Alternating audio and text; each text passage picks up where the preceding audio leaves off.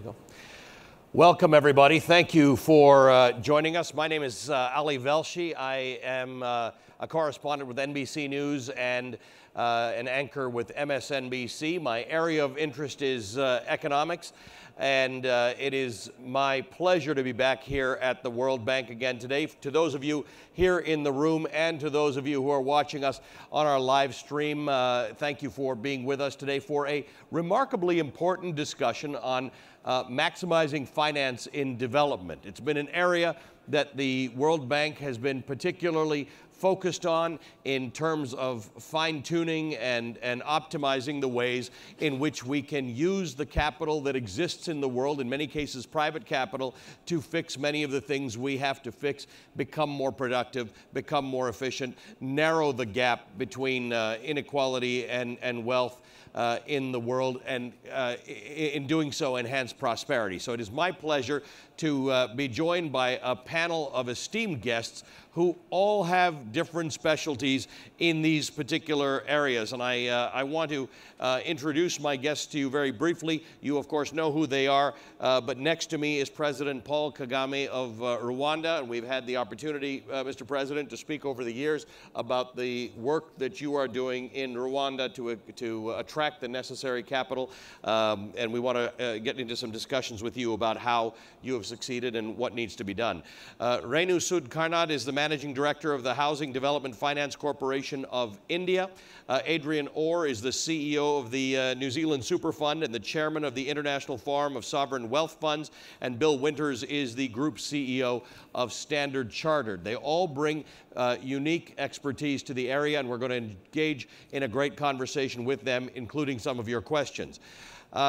Dr. Kim, President Jim Kim of the World Bank, has really been spearheading an effort to make the World Bank central to the work that is done on this front. So I want to, before we engage in our panel discussion, thank you for the work that you've done and ask you to kick this off. Well, Ali, thanks so much for coming, and I'm just really grateful for this wonderful panel. And let me just try to put it in as simple terms as possible. You know, all over the world, you see aspirations rising. And, you know, as a person born in one of the poorest countries in the world, Korea in 1959, it's a great thing. Aspirations should be rising. But as broadband expands, we know that just about everyone in the world will know how just about everyone else in the world lives. And as these aspirations rise, what it will take to meet those aspirations, to build the infrastructure, to provide the health, the education, is not billions of dollars, but many trillions. So the Sustainable Development Goals is $4 trillion a year. And no matter how many multilateral development banks or how much ODA goes up, we will never be able to meet that demand. And so what we've been trying to do is to look at every single one of our tools. Of course, sovereign guaranteed loans to governments, but also very specifically, the loans we give to governments for policy change, which will bring about, which will improve the investment environment. On the private sector side, we have equity investments, we have loans, we have mezzanine debt, we have all kinds of different tools, first loss guarantees, partial risk guarantees, political risk insurance, credit enhancement at MIGA, all those things together. If we were to say, with all these tools, what would be the best way to maximize for every single country the resources they have to achieve their goals? It would look different than what we're doing right now. We wouldn't be competing with each other for low-hanging fruit that maybe could be done on an entirely commercial basis, an infrastructure project, for example. We would instead be looking at every single way that we could bring in the private sector. So one of the things we did that we would love to talk about is that with a $60 million guarantee from Swedish SIDA, we were able to securitize a bunch of our own emerging market infrastructure loans, and then in taking 10% first loss, the senior tranche became BBB investment grade, and for the first time, we were able to bring in insurance companies who are very conservative, insurance companies into the emerging market infrastructure space. Now that's just one example, but we have to do this on a much larger scale. And we love the interest in blue bonds and green bonds and impact investing, but our assumption has to be that that will never reach the trillions that we need. We have to bring in investors because of the return and because it makes sense for them in terms of their own risk appetite. So that's what we're trying to do. It's a very straightforward process. We want to maximize financing for development. The more private sector capital we can bring in, the more governments will have to invest in things like health, education, and social protection. It's difficult. It's a fundamental culture change, but I think we have no choice. Dr. Kim, thank you for that, and thank you for convening this group. Let's start the discussion off with President Kagame. On a very basic level, President, you've really had to start a new country in a lot of ways. You've had to assume that the foreign direct investment that was going into Rwanda had gone away. You needed to attract investors with the basic needs that investors have: stability of government, rule of law, protection of private property. When you try and attract the money that you need for basic infrastructure development in Rwanda, do you go in with a set of principles about what role the government plays versus the private sector, or are you trying to get the best deal and tailor it around what the needs are of the market? Well, thank you. First of all, maximizing finance for development builds on the simple realization and logic that funds to invest for development, public funds, are scarce, and they are continuing to be scarce. So we have, therefore, to look at it broadly. That is the first point. The second is the prosperity that we are looking for, all countries, cannot come from public or private separately. There has to be coming together where the public side might do what they are capable of doing, and the private sector coming in, also doing the best they can. And when we are together, that's when we are able to maximize on finance for development. So in our case, where we came from, in fact, both were at very low levels. In fact, the private side much lower than the public. So government had to find ways of, first of all, filling these gaps, but at the same time looking at how do we bring in the private sector to play its part, especially in partnership with the government, and then working with the multilateral institutions, especially the banks and others. And here, again, I would want to give my thanks to some of the partners, like the World Bank Group has been very helpful in supporting government to do what it can, also to put in place what requires to be in place and attract and bring in the private sector and enable it to play their part as we come together with the government. So our understanding is that neither government or the public sector nor the private sector is going to do what needs to be done alone, but rather how do we come together and create that quality partnership that is required to do what needs to be done. And what have you learned in the time that you have been working on this?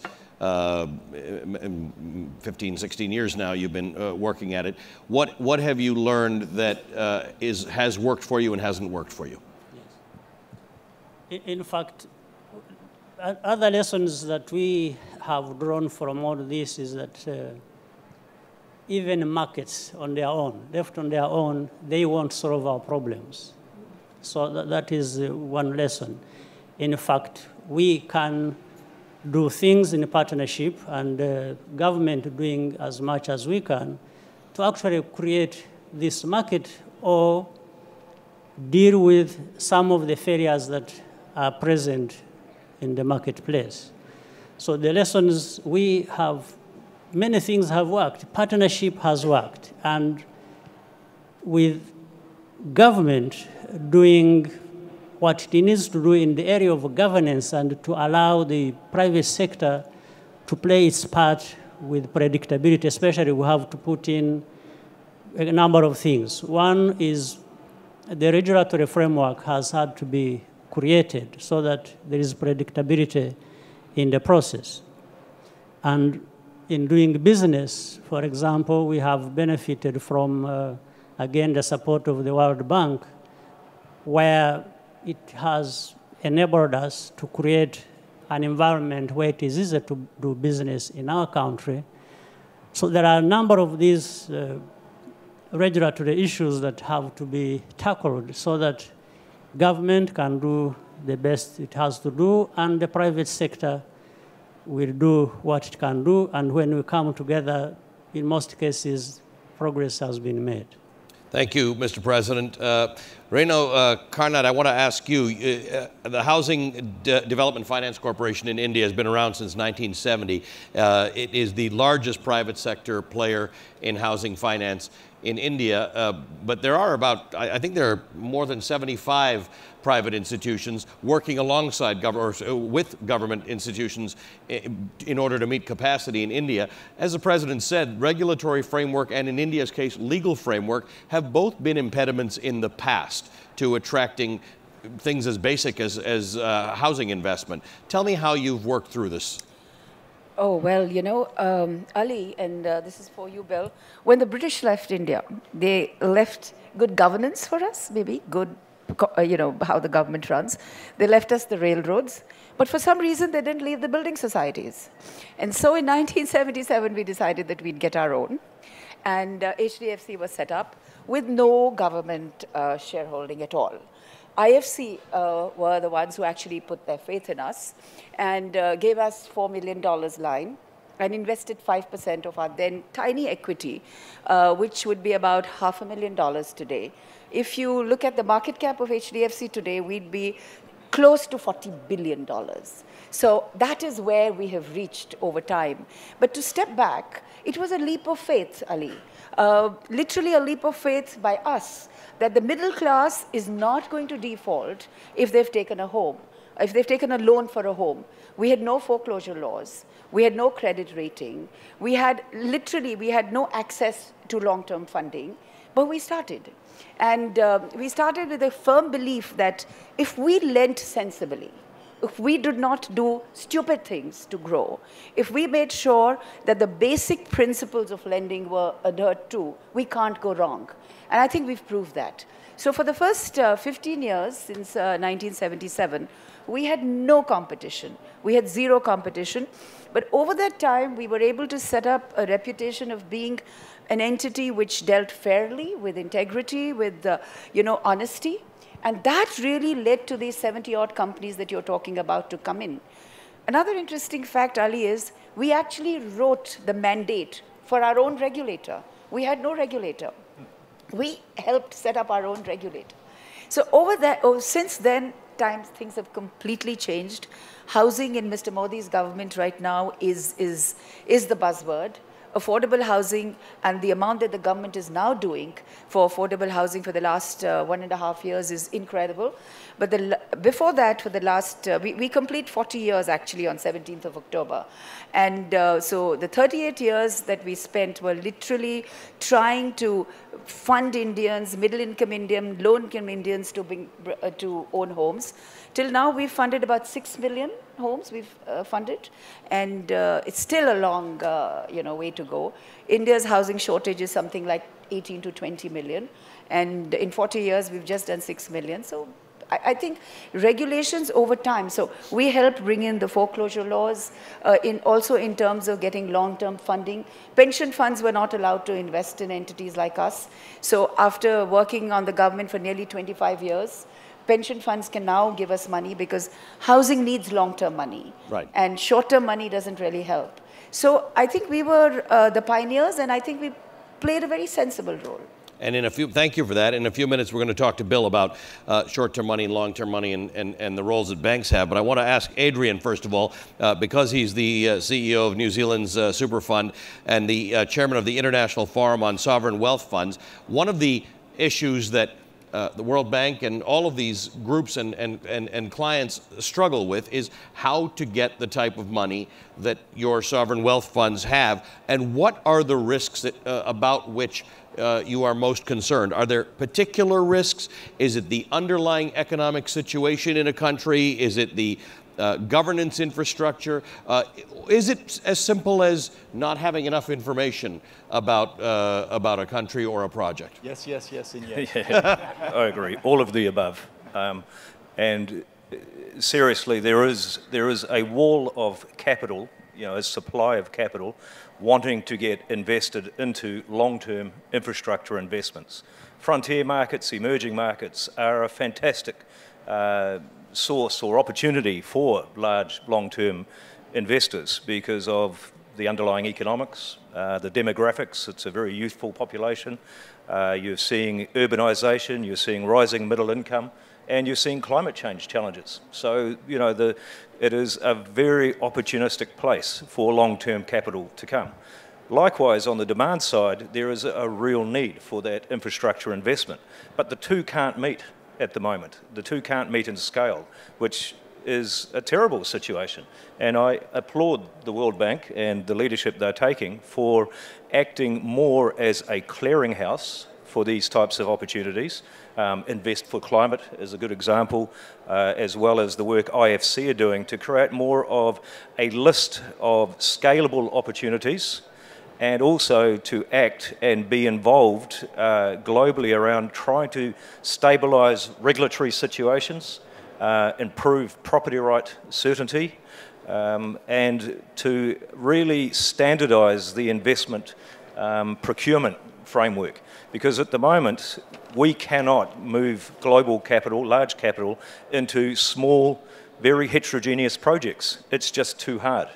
Fund managers are lazy. We like to plug and play. We don't like to have to actually be on the ground and do hard work. So that's why we need people like the World Bank, like the IFC, the IMF, to act as clearinghouses for us, for it to happen.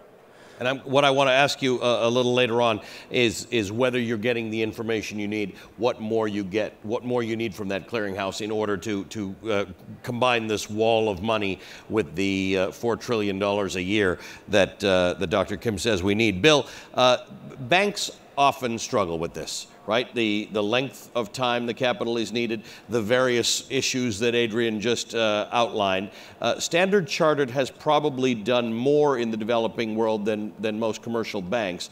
So what is it you know that other commercial banks don't, or what is it you're doing that other commercial banks don't to allow you to be part of this wall of money that needs to find an investment home?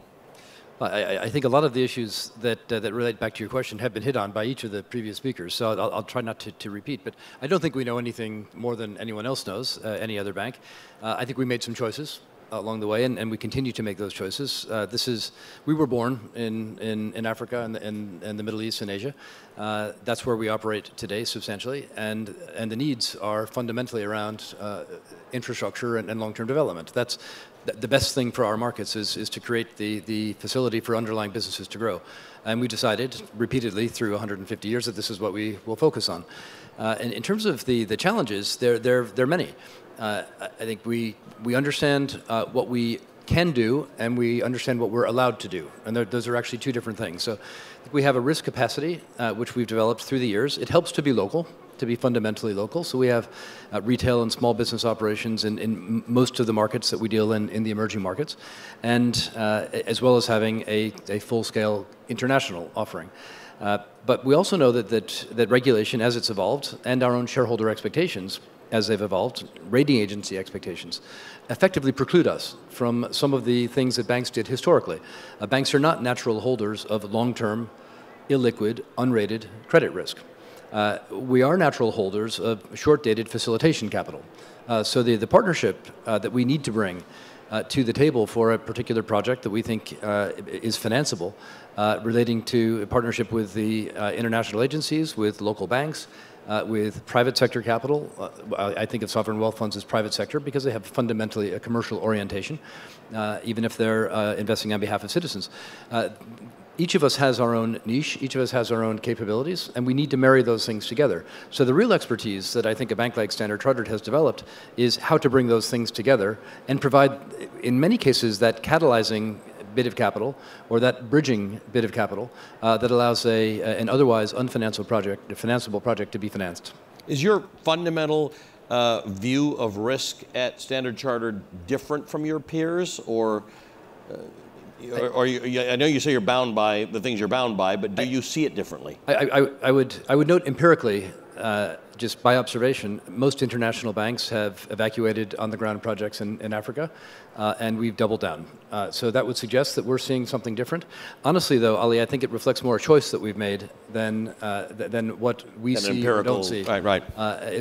We see that there's a need. We see that it's consistent with the mandate that we've developed over a century and a half in Africa, in the Middle East, and et cetera. And we think we have something to add.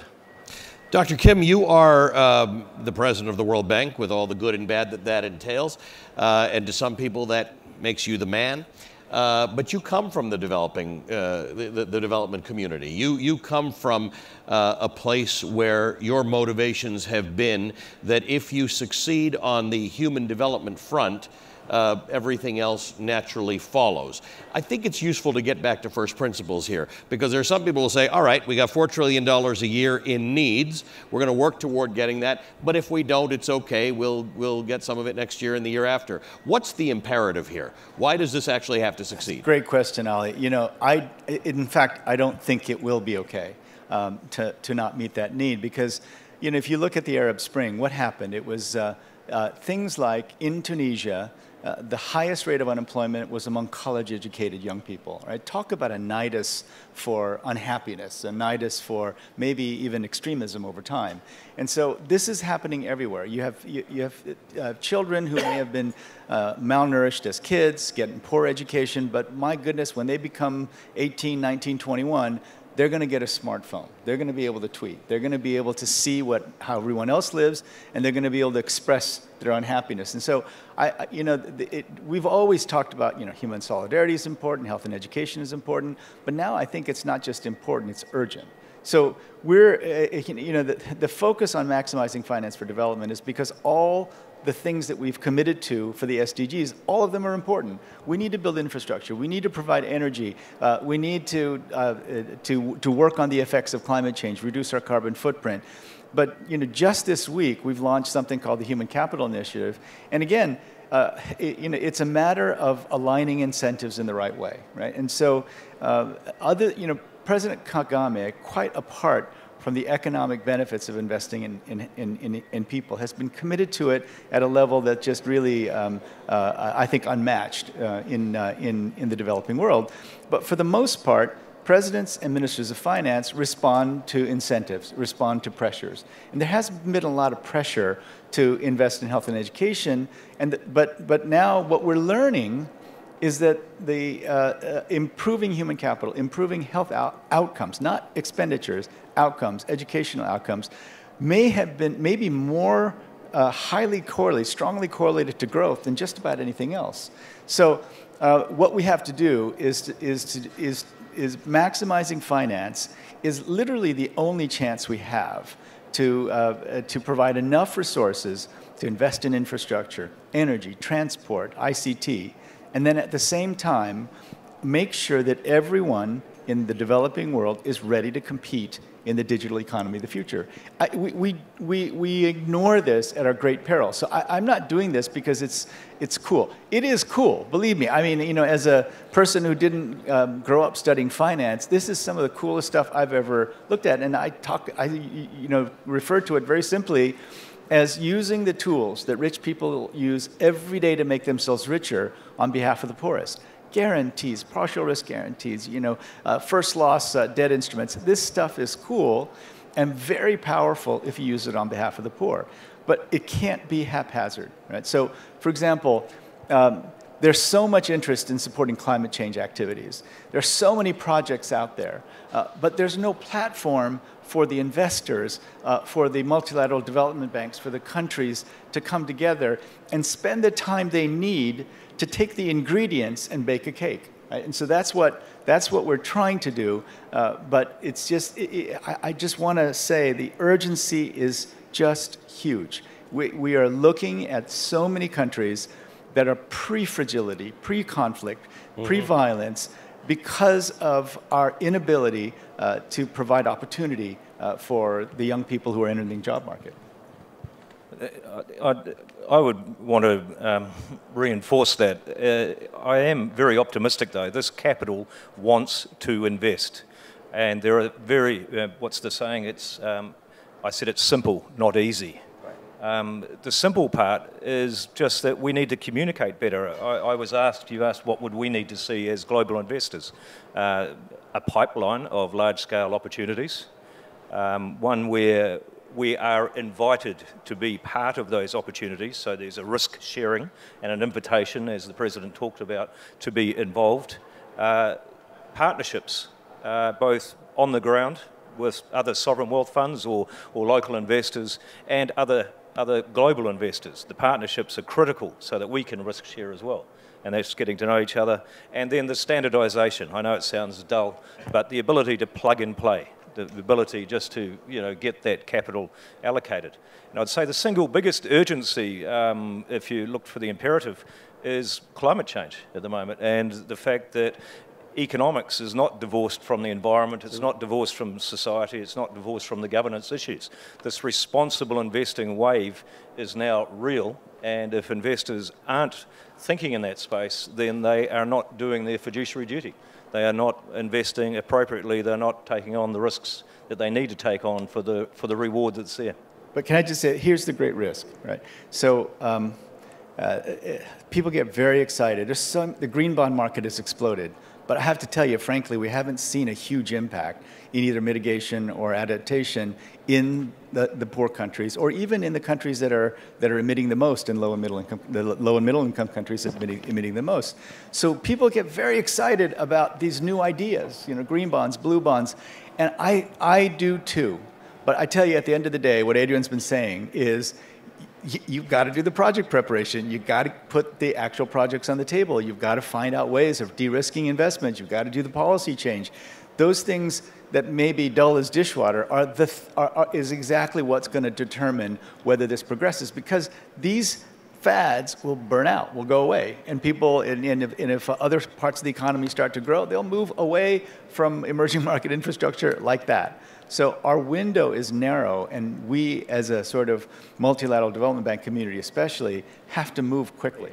Yeah. President Kagame, something that Dr. Kim said about dealing with pre-conflict societies. Obviously, in Rwanda, you're dealing with a post-conflict society, and there are expectations about how things will go and what the future will look like, and prosperity on the part of Rwandans. You spend a lot of time out in the world trying to sell people on the idea of Rwanda and why they should invest in projects there. What's the major difficulty you feel? Because you go out there with great enthusiasm about the fact that this is a country that you can help us build for the future. What are the major impediments in attracting the deals that you think you'd like to have that are eluding you sometimes? Well, especially for Rwanda, which came really from a very low base on everything, there are these difficulties. For example, the investors out there who want to put their money wherever they want to put it. We look at a situation like ours, Rwanda, first in mind, it's a small market, and they would rather go to the markets they think they will invest in and get their returns, and that's it. So on our side, we have therefore to prepare the ground and really convince people that beyond being a small market, this is a country, these are people that are worth paying attention to, and in any case, on our part, we work around the clock to make sure that even this perception doesn't become a reality, but rather create something, for example, that becomes attractive. And that's what we have done, and that's how we have found investors coming in by way of putting to good use, to begin with, the money we get, we mobilize internally, or the first people who invested in our country. And then there is a story written that if you invest in Rwanda, because of stability that has been created, of governance, good governance that has been created, and actually disprove the fact that this is not a viable market. And this is how using some of the public funds has also helped. I'll give you quick examples. When we came in, there was no, say, telecoms company in Rwanda. And we did that by government investing, partnering with the private sector, and actually created a telecom company that was growing, and later on, that in fact attracted competition. We started with one company, and now we have 3 in the market, playing and happy to be moving on. Then in the area, for example, of tourism, we initiated and invested in, for example, hotels, conferences, and we have seen, and of course created an airline, and we have seen all these grow, and not only grow, but also attract competition.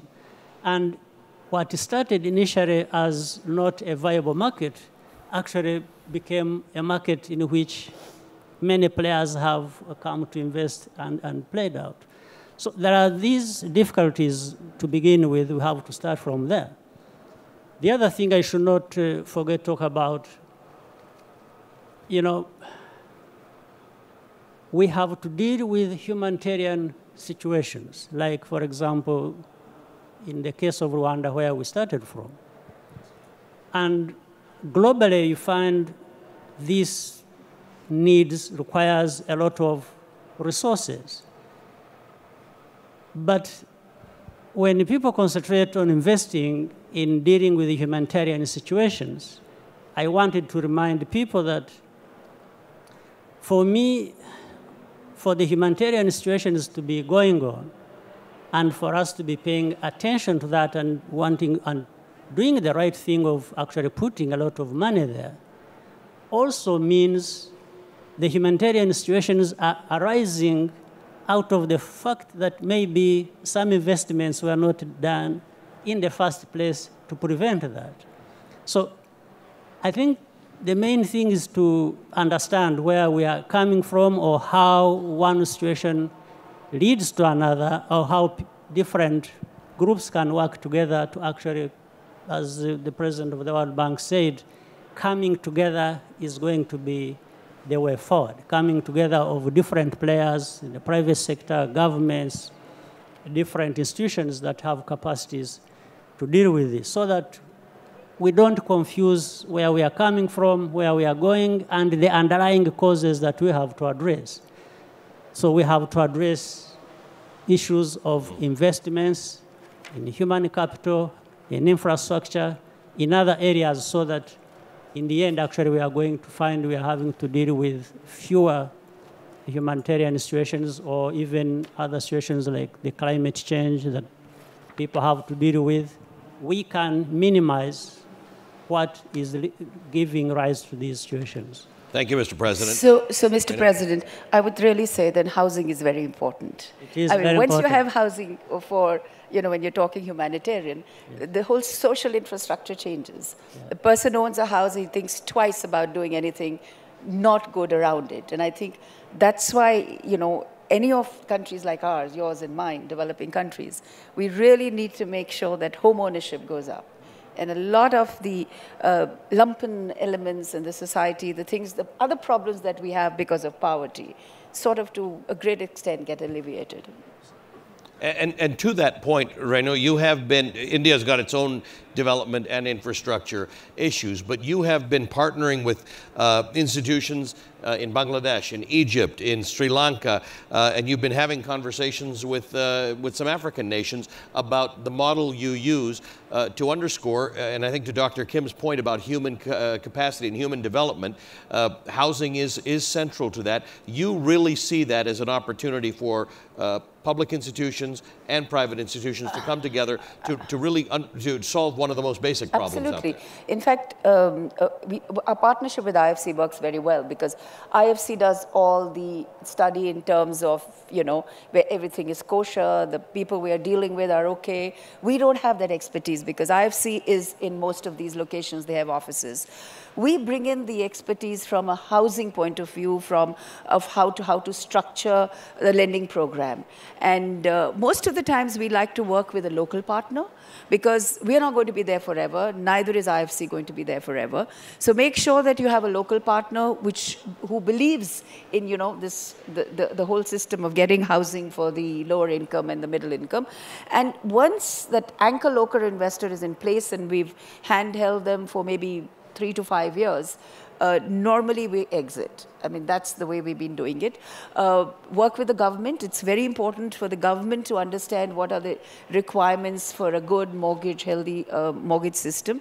So I think these are some of the things that we've been trying to do, most of them with the IFC, but we've also been working with the ADB. And honestly, Ali, it is really replicating what we went through in our own country. So we've done it. We've been there. Bill, Renu talks about how they didn't have a regulator and they wrote their own regulations. I'm sure there's some people in this country who would like that to happen. But that said, you have identified, and commercial banks often cite prudential regulations. I was hoping not to have to say Basel III, but you know, as stifling them from being able to take the view that Standard Chartered has taken, and perhaps a view that you'd like to take more than you have, because there are actual risks involved with getting the type of return that is available. So to Adrian's point, there's a lot of money out there. There's a wall of money. They want the returns that are associated with higher risk developing country projects, but actually they want to mitigate that risk. So we've got to figure out ways to do that. Tell me what that looks like, the regulatory environment and the return environment that would, what's the sweet spot for both of them? Ali, I think you're right to highlight things like Basel III or Basel IV, as it's affectionately known, as one of the mitigants to the distribution of bank capital to these markets. But that's not the only form of regulation that's impactful. In fact, I think in some ways, more impactful is some of the regulation around the insurance and pension sector. Banks at the end of the day tend to have short-term money available. We borrow short-term, we tend to lend short-term. Insurance companies, pension funds are structurally long-term. Sovereign wealth funds by fiat are typically structurally long-term. And to the extent that they're disincented from putting out long-term capital against long-term projects, which is what we're talking about, whether it's in housing or in water, sanitation, infrastructure, roads, bridges, et cetera, this requires long-term capital. But as Adrian humbly said, the institutional investors are not always so keen to either go on the ground and understand the local economy, understand the project dynamics, and they'd like to place lots of small bets rather than a few very big bets in concentrated ways. They're always managing somebody else's money. So the key is to bring together the role that banks can play. And we are on the ground. We do understand local currency dynamics. We understand how local governments operate. And we have risk capital to go to work. We don't have the lowest cost of capital. The sovereign wealth funds probably have the lowest cost of capital.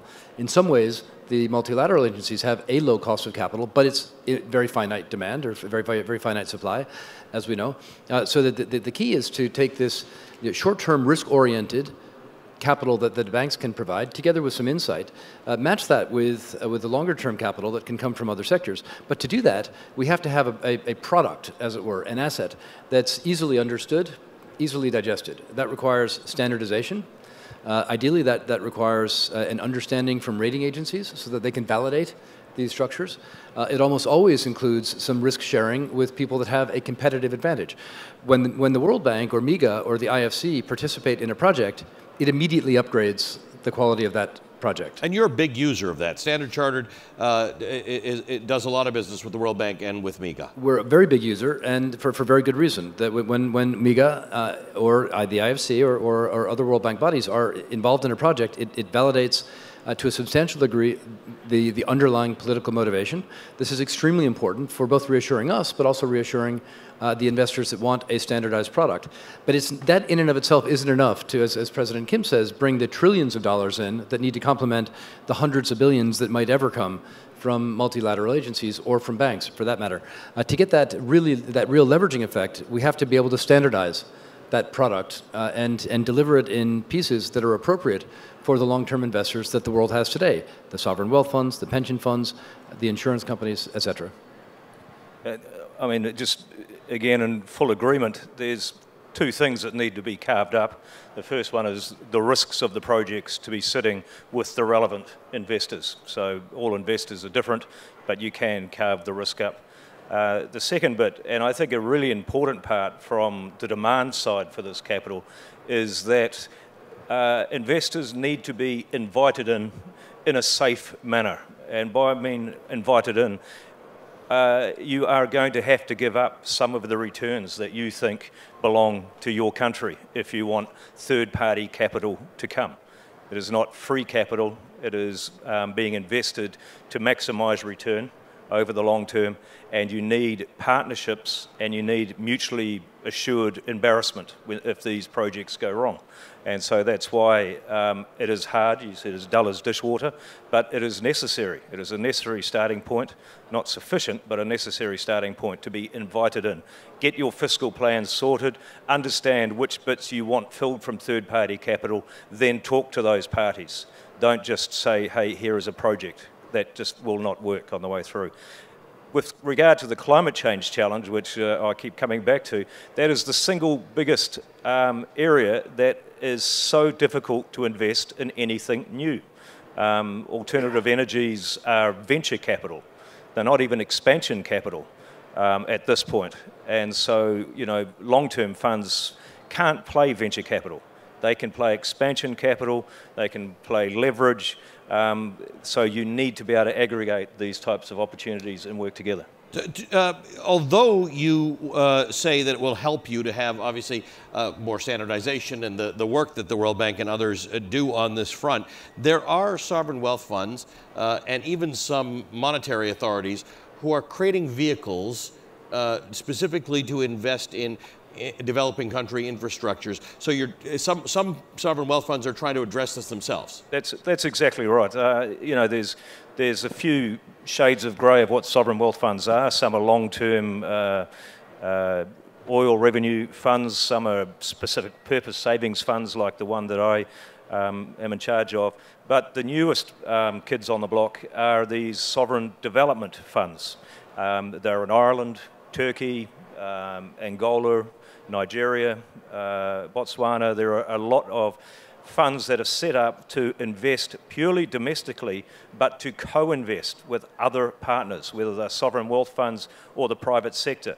And that is that mutually assured embarrassment that we're after. You know, to say, look, for every dollar you put in, we'll match it, and we will be your boots on the ground, your eyes on the projects, and we will assist on the way through. It's early days, but they have proven very successful in some countries in a very short time. The challenge is to be able to measure the outcomes properly. They have to provide economic returns for all parties, as well as those wider positive externalities for the domestic country. So, Adrian, we have something going like that. We have, along with ADIA, the Abu Dhabi investment, you know, it's their sovereign fund.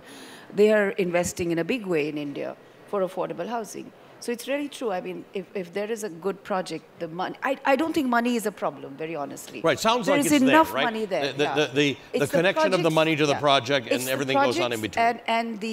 And the government's ability to deliver the other things, the requirements that are there to make the projects work. How quickly that you can get your approvals, your environmental approvals, your other things that are required. I think and how much is that changing in India? Because that has been historically the problem. People say love India. There's no question with the market. There's an enthusiasm to get things done, but your road could come not fast to a halt. enough. Still not fast enough. It could be much faster. But yes, in the last 10 years we have seen a change.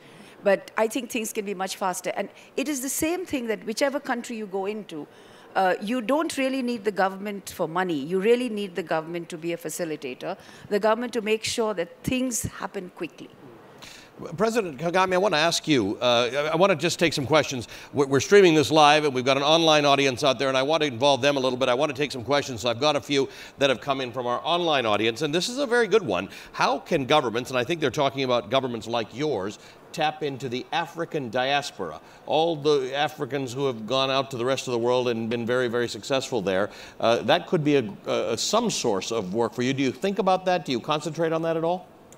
Absolutely. We've done actually a good job of that we connect with the African diaspora directly, specifically those who come from Rwanda, who all over the world, Europe, United States, and other places, who have their different possibilities of being there and being productive to themselves. We want them to be contributing to the countries as well. And several times I have actually met hundreds or thousands of them in different places and had a conversation with them. And the response has been very, very good. Most of them have not only been able to come back to the country, and they have formed the backbone of the actual human capital that is doing what is being done in Rwanda. Others are still outside, but contributing directly to the developments in the country. So in the same way, I think it can apply to many other countries on our continent, in Africa. And this is a conversation that goes on regularly, and we want to keep encouraging it. And I think the bridge is there connecting our country or our countries in the continent with the people in diaspora. And I have to ask you, because you and I have had this conversation over the years about the way in which you manage one of the criticisms that a lot of people have when investing in developing or post-conflict countries is how to deal with the corruption issue. And this is something you've had to take very seriously from the beginning, because you knew you were not going to attract some of those investment dollars if that wasn't under control. How is that going in Rwanda?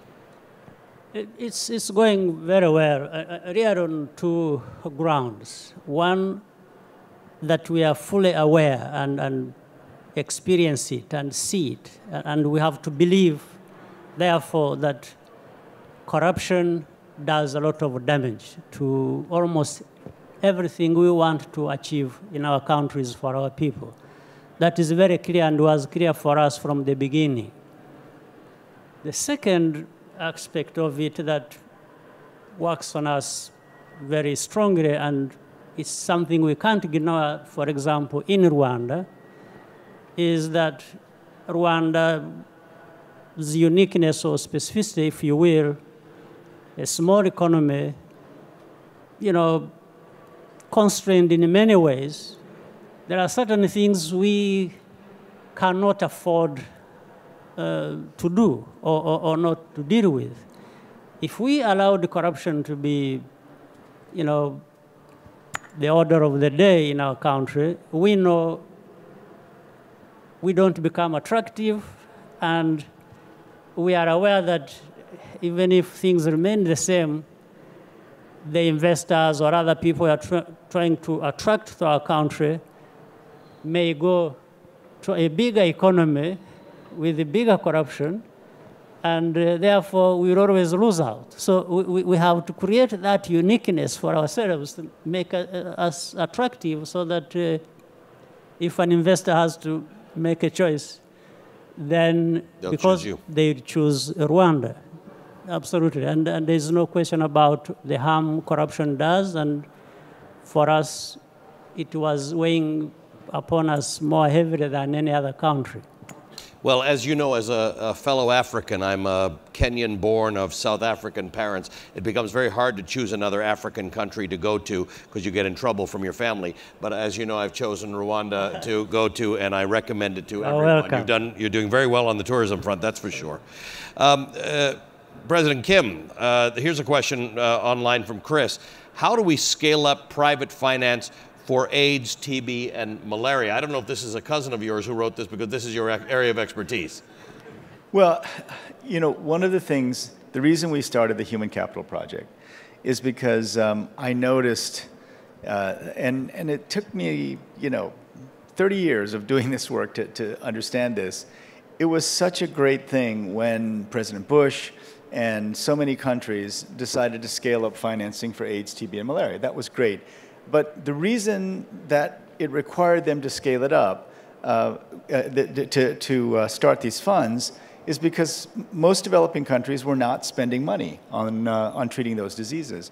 Lots of other good things happened. We lowered the prices. Good things happened. But now we're in a situation where, despite the fact that that human capital, that your health outcomes, your educational outcomes, social protection, is so highly correlated to economic growth, we're in a situation where health and education are mostly supply-driven. Many countries, and again, President Kagame is a clear exception. Most countries say, well, if you give me grant money for AIDS, TB, and malaria, I'll treat AIDS, TB, and malaria. If you give me grant money for teaching young children, I'll teach young children. But if you stop giving it to me, I'm going to stop doing it. That's really what we see. And even countries that go from receiving IDA are most concessional finance, 40-year money at 0%. When they go from IDA to IBRD, they stop borrowing for health and education. And they don't stop borrowing for roads and energy. And it's very possible that human capital is even more correlated, especially with the economy of the future. So the private sector, how the private sector is going to affect AIDS, TB, and malaria, I think is this. I think that the more we bring in private sector financing, the more we're going to free up public resources to invest in the things that are important. It's still critically important that donors continue to support AIDS, TB, and malaria. But if we can create more fiscal space, but more than anything else, if we can create a much greater sense of urgency that they have to improve health and education outcomes, if anybody wants to know, if a leader wants to know where they can find financing for AIDS, TB, and malaria, I would say, 1, get rid of your fossil fuel subsidies. 2, put on a tobacco tax. Tobacco taxes are very progressive. They benefit the poor the most, and then the money that you raise from a tobacco tax, you put right into your healthcare system. So there are ways of increasing resources, both domestically and by creating fiscal space. And so that would be my overall plan for how to increase resources for HIV. And in fact, when we talk about AIDS, TB, and malaria, fundamentally what you're saying is if there is a better public health infrastructure to start with, because the other issues we're going to deal with, whether it's through refugees or it's through drought and climate change or it's infectious diseases, it's the same concept. It's if you're not exactly if people are healthier. I mean, the malaria cases are relatively few in Rwanda because there's a community health worker system. Bed nets are used. If you have a functioning healthcare system, these become less of a problem. If people are well nourished, tuberculosis is less of a problem. If there's tremendous intervention in terms of AIDS prevention, AIDS is less of a problem, right? But it's just that I think the way to it's not the classic approach is to go to donors and say, give more, give more, give more. Fine, do that. But unless you turn health and education from supply-driven to demand-driven, that heads of state like President Kagame has already done, and ministers of finance say, oh my God, you're telling me that if I don't invest in health and education, it might affect my bond spreads? That's when you'll get their attention. And we'll have to have another session that just talks about how guys like Adrian and Bill are going to see that standard, that sort of investment standardized, because that's going to need all sorts of rules and ratings and clearinghouses as well. That is all the time we have today. What a meaningful and enlightening discussion. I want to thank all of you for doing this. Bill, Renu, Adrian, Dr. Kim, and President Kagame, we appreciate the expertise and passion that you have all brought to this. We wish you continued success in what you do, and I hope you, the audience, both here and online, have been able to glean something from this. Thank you for your time today.